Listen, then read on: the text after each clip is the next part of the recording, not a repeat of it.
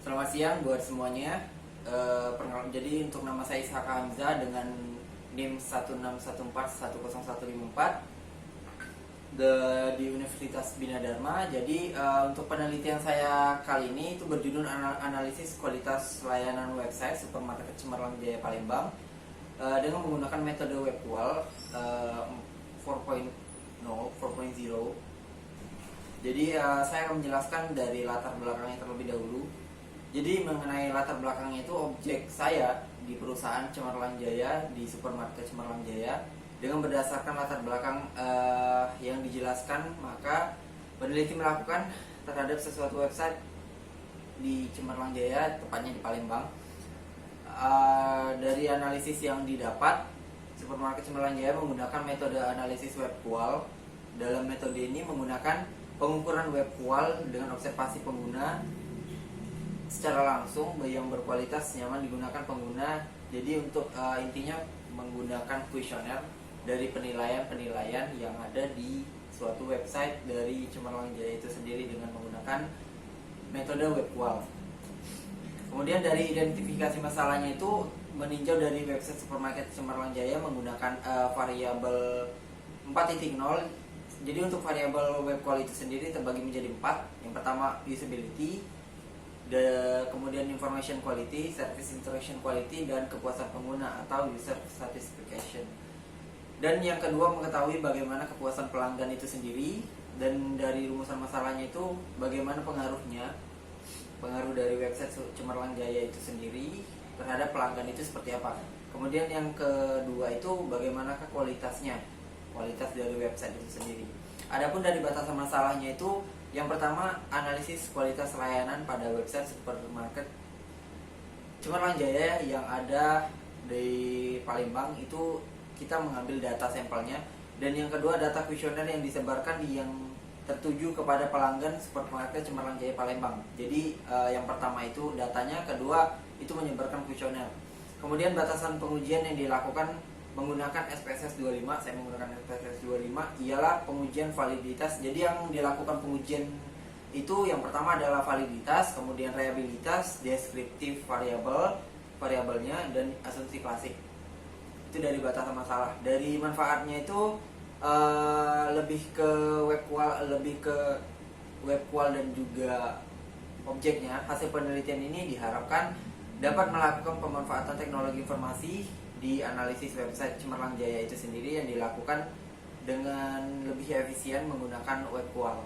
Dalam menganalisis yang diterapkan di suatu perusahaan untuk meningkatkan mempermudah karyawan dalam mengelola data. Jadi intinya dari pemasukan awal dan juga evaluasi website itu sendiri seperti apa. Kemudian dari kerangka pemikirannya itu sendiri, itu dari saya menjelaskan keterangan dari variabel X1. Variabel X1 itu terdiri menjadi independen, yaitu dari usability. Kemudian X2-nya itu information quality, masih independen. Dan ketiga, information quality juga independen. Independen itu terhubung, sementara yang tidak terhubung itu di variabel Y dengan kepuasan pengguna atau user satisfaction. Kemudian dari hipotesisnya itu sendiri, untuk H1-nya itu terdiri dari terdapat pengaruh dimensi usability Cemerlang Jaya terhadap kepuasan pengguna, dimensinya. Kemudian dari terdapat pengaruh dimensi dari information quality, dan yang ketiga service interaction quality. Kemudian dari metode penelitiannya itu sendiri, dari desain penelitian itu menggunakan deskriptif kuantitatif dan kualitatif juga. Dan teknik pengambilan sampelnya itu menggunakan simple random sampling atau menggunakan rumus Lovin.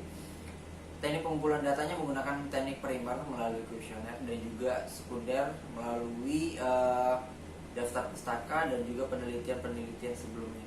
Kemudian dari metode analisis datanya itu terbagi menjadi 4. Yang pertama analisis deskriptif, kemudian asumsi uji kualitas data terdiri menjadi 2, validitas dan reliabilitas.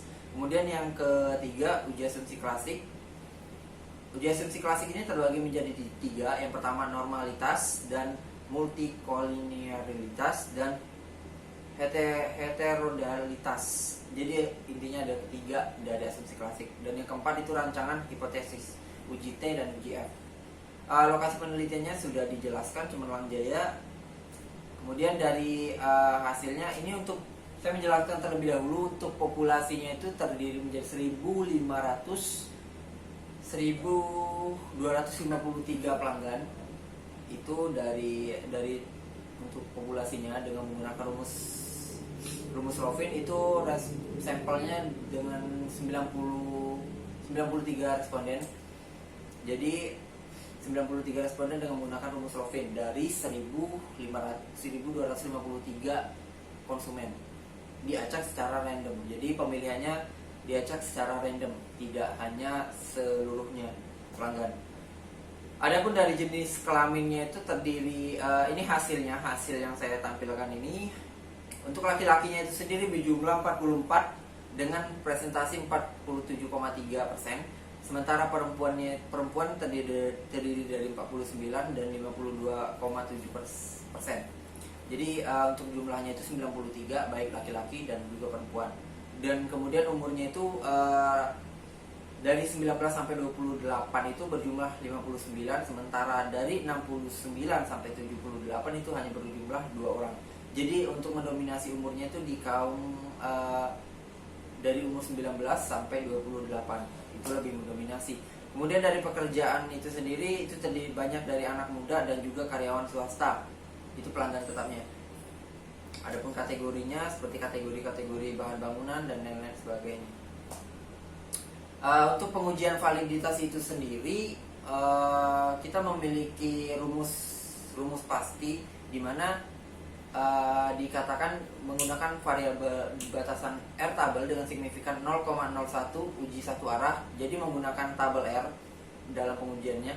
Kuesioner dikatakan valid jika R hitung itu lebih besar dari R tabel dengan nilai N-nya itu 93 responden, maka didapat DF dari 91. Jadi di tabel R itu sendiri itu menggunakan rumusnya itu jika R hitung lebih besar dari R tabel dan 9N dikurang DF, jadi 93 itu dikurang 2, jadi totalnya untuk DF nya itu 91, maka diperoleh dari R tabel itu sebesar 0,240.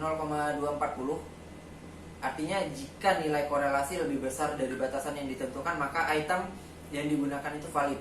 Jadi untuk R hitungnya itu sendiri itu dikatakan valid.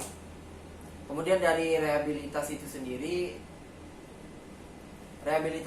sama. Jadi untuk konsepnya itu bernilai lebih besar dari 0,6 itu bisa dikatakan reliable datanya. Jika kurang dari 6 maka tidak bisa dikatakan reliable. Ini saya menampilkan dari sebagian dari data. Yang pertama di validitas saya menghasilkan dari seluruhnya. Itu dapat dikatakan valid, sudah jelas valid ya, karena dia melewati dari 0,240 di hasil total X1 dan lain-lain sebagainya. Kemudian dari di rehabilitas itu sendiri 0,6 jika melewati lebih dari 0,6. Hasil dari rehabilitas usability itu menunjukkan bahwa 0,684 yang dinyatakan berarti untuk penilaian dari usability atau kemudahan pengguna di rehabilitas ini hasilnya itu rehabilitas atau reliable datanya.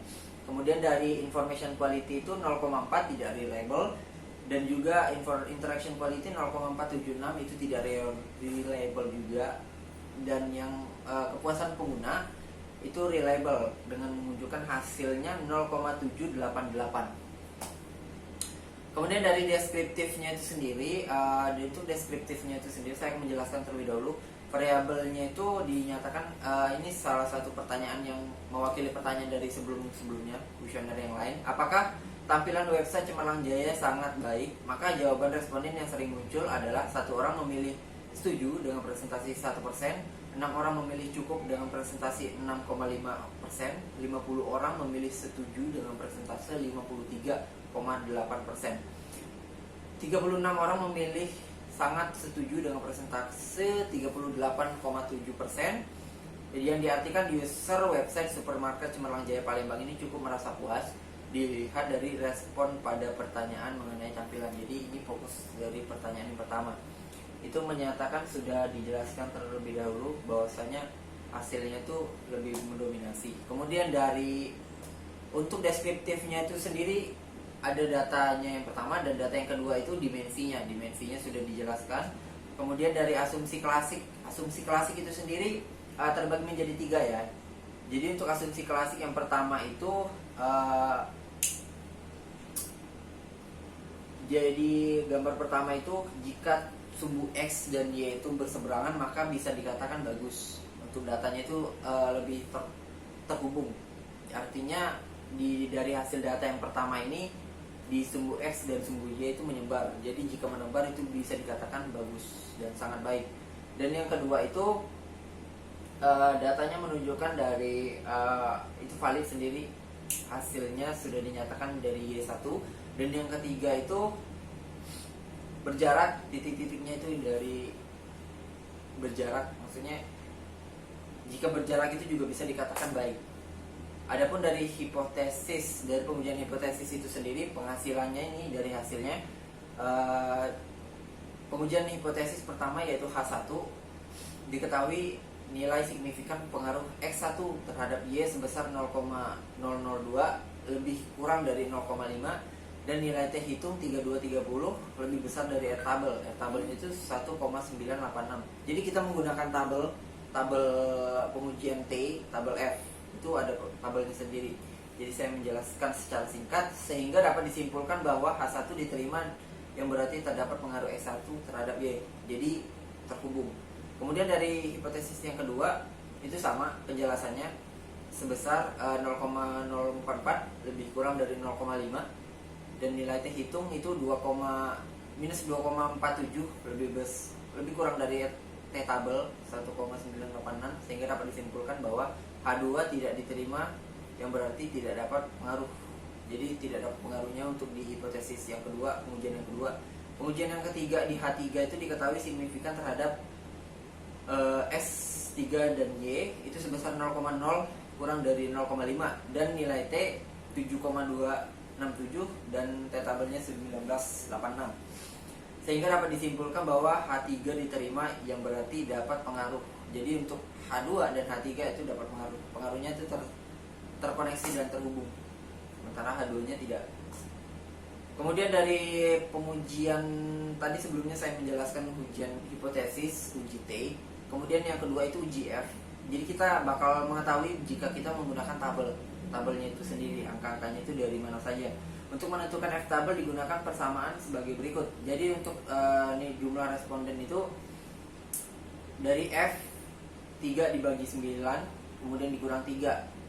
Jadi 90 dibagi 3 itu hasilnya 2,71. Jadi dibulatkan tetap 3 nilai kelipatan. Jadi di DF-nya itu di uji ANOVA-nya itu di DF menunjukkan hasil 3 dari hasilnya.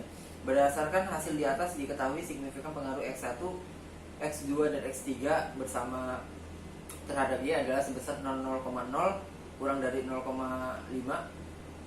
dan nilai F hitung 49,017 lebih besar dari F tabel 2,71. F tabel itu dari pengujian F-nya sehingga dapat disimpulkan H4 diterima berarti tidak terdapat pengaruh X1, X2, X3 secara bersamaan terhadap Y. Jadi untuk di model sumerinya itu sudah dijelaskan hasilnya itu seperti apa. Kemudian berdasarkan outputnya diketahui square itu 0,623. Hal ini mengandung arti bahwa pengaruh variabel X1, X2, dan X3 secara bersamaan terhadap Y adalah sebesar 62,3%, sedangkan sisanya 37,7% dipengaruhi oleh variabel lain selain variabel independen X1, X2, dan X3. Jadi intinya untuk dari tabel pengujian itu terhubung dan dapat disimpulkan bahwa website ini dikatakan baik, tidak dikatakan sangat baik, dan tidak dikatakan tidak baik, tapi tetap dinyatakan masih baik, artinya masih dapat penilaian yang positif terhadap pengguna itu sendiri. Kemudian dari kesimpulannya saya menjelaskan terlebih dahulu dari kualitas website Cemerlang Jaya. Itu hasil yang didapatkan kualitas variabel X1 sangat baik karena memiliki tampilan yang baik. Kemudian yang kedua itu variabel information quality itu juga sangat baik dengan beberapa pengujian-pengujian yang dilakukan sebelumnya dari metode web quality itu sendiri. Dan yang ketiga itu interaction quality itu sangat baik juga baik dari segi penilaian interaction quality di websitenya itu seperti apa, dan information kualitas atau kualitas informasi itu seperti apa, penilaiannya itu seperti apa, harus sangat baik. Dan kualitas variabel user satisfaction itu sangat baik dengan produk online pengguna. Jadi pengguna website itu sendiri mudah digunakan, kepercayaan dari online, dimana kapan saja bisa menggunakan mobile. Jadi untuk website itu bisa menggunakan mobile, PC, dan lain sebagainya. Berdasarkan hasil yang didapatkan keseluruhan di atas, kepuasan pengguna terhadap website Cemerlang Jaya yang saya katakan tadi itu sudah baik dan memuaskan oleh penggunanya. Sekian dari saya ucapkan terima kasih.